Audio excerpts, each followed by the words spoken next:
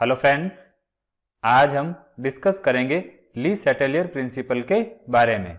देखिए, French chemist Henry Louis ली सेटेलियर ने कई सारे केमिकल इक्विलिब्रियम पर कंसंट्रेशन, टेम्परेचर और प्रेशर के इफेक्ट की स्टडी की और अपने कंक्लूजन को समड अप करके एक प्रिंसिपल दिया जिसको हम ली सेटेलियर प्रिंसिपल कहते हैं। अब बात करते हैं इस प्रिंसिपल के स्टेटमेंट की। तो इसके अकॉर्डिंग अगर हम किसी भी इक्विलिब्रियम पर कोई भी स्ट्रेस अप्लाई करते हैं तो उस केस में जो इक्विलिब्रियम है वो उस वे में शिफ्ट हो जाएगा जिससे कि उस पर उस स्ट्रेस का इफेक्ट रिड्यूस हो जाए। अब यहाँ पर स्ट्रेस का मीनिंग है हम उस इक्विलिब्रियम के लिए कंसंट्रेशन, प्रेशर या टेम्परेचर की कंडीशन चेंज करेंगे। और अगर हम किसी भी इक्विलिब्रियम के लिए कंसंट्रेशन, प्रेशर या टेम्परेचर की कंडीशन चेंज करते हैं तो उस केस में जो इक्विलिब्रियम है वो ऑटोमेटिक उस डायरेक्शन में शिफ्ट हो जाए जिससे कि चेंज का इफेक्ट वहां पर कम हो जाए या वो अंडू हो जाए। अब इस प्रिंसिपल की बात करें तो ये इक्विलिब्रियम कांस्टेंट की temperature dependence want of equation को फॉलो करता है। अब इसको हम एग्जाम्पल से समझते हैं। पहले बात करते हैं कंसंट्रेशन में चेंज करने से क्या इफेक्ट आता है।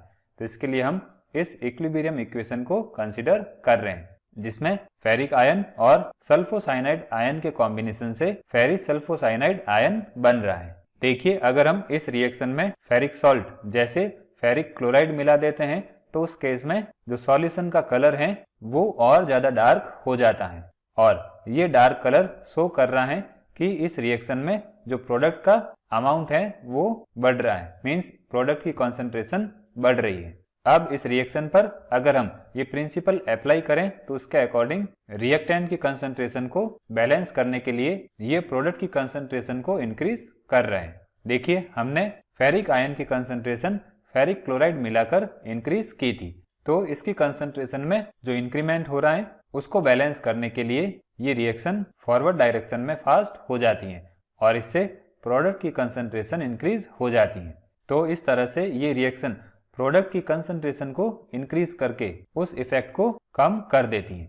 इसी तरह से अगर हम इस रिएक्शन में पोटेशियम सल्फोसाइनाइड ऐड करते हैं तो उस केस में भी सॉल्यूशन का जो कलर है वो डार्क हो जाता है, मींस हम रिएक्टेंट की कंसंट्रेशन बढ़ा रहे हैं तो उसको बैलेंस करने के लिए या इसके इफेक्ट को कम करने के लिए रिएक्शन फॉरवर्ड डायरेक्शन में ज्यादा हो रही है और इस केस में प्रोडक्ट ज्यादा बन रहा है।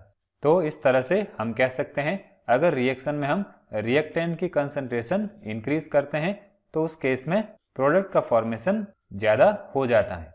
अब इस रिएक्शन में अगर हम पोटेशियम फेरिक सल्फोसाइनाइड मिला देते हैं जो कि डिसोसिएट होके फेरिक सल्फोसाइनाइड आयन में कन्वर्ट हो जाता है तो उस केस में प्रोडक्ट की कंसंट्रेशन इंक्रीज हो जाएगी और इस केस में जो सॉल्यूशन का कलर है वो लेस डार्क हो जाएगा। तो इस तरह से प्रोडक्ट की कंसंट्रेशन इंक्रीज हो जाएगी और कंसंट्रेशन के इस इफेक्ट को रिड्यूस करने के लिए जो प्रोडक्ट है वो रिएक्टेंट में कन्वर्ट होना स्टार्ट हो जाएगा।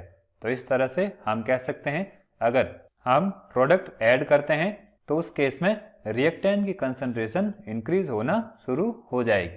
तो इस तरह से जो इक्विलिब्रियम है वो कंसंट्रेशन में होने वाले चेंज के इफेक्ट को रिड्यूस कर देता है। फिर बात करते हैं effect of change of temperature के बारे में। देखिए, अगर हम किसी भी केमिकल इक्विलिब्रियम की बात करें तो उसमें दो ऑपोजिंग रिएक्शंस होती हैं। एक प्रोडक्ट्स के फॉर्मेशन को फेवर करती हैं और दूसरी रिएक्टेंट के फॉर्मेशन को फेवर करती हैं। अगर इन दोनों में से कोई एक रिएक्शन एक्सोथर्मिक है तो दूसरी एंडोथर्मिक होगी या एक एंडोथर्मिक है तो दूसरी एक्सोथर्मिक होगी। अब टेम्परेचर के इफेक्ट को समझने के लिए हम इस इक्विलिब्रियम को कंसीडर कर रहे हैं जिसमें N2O4 का डिसोसिएशन NO2 में हो रहा है। अब देखिए, अगर हम यहाँ पर फॉरवर्ड रिएक्शन की बात करें तो वो एंडोथर्मिक है और बैकवर्ड रिएक्शन की बात करें तो वो एक्सोथर्मिक है। अब अगर हम इस इक्विलिब्रियम रिएक्शन का टेम्परेचर इंक्रीज कर देते हैं तो उस केस में उस रिएक्शन का टेम्परेचर इंक्रीज हो जाएगा और टेम्परेचर के इस इफेक्ट को रिड्यूस करने के लिए जो इक्विलिब्रियम है वो ये कोशिश करेगा कि वहां पर कूलिंग इफेक्ट आए और इस कूलिंग इफेक्ट को इफेक्टिव करने के लिए जो रिएक्शन है वो फॉरवर्ड डायरेक्शन में ज़्यादा होगी, क्योंकि एंडोथर्मिक के केस में कूलिंग होती है और इस केस में N2O4 का डिसोसिएशन NO2 में होना स्टार्ट हो जाएगा। इसी तरह से अगर हम सिस्टम को कूल कर देते हैं तो कूलिंग इफेक्ट को कम करने के लिए जो इक्विलिब्रियम है वो एक्सोथर्मिक रिएक्शन की तरफ शिफ्ट हो जाएगा, क्योंकि एक्सोथर्मिक के केस में जो टेम्परेचर है वो इंक्रीज हो जाता है।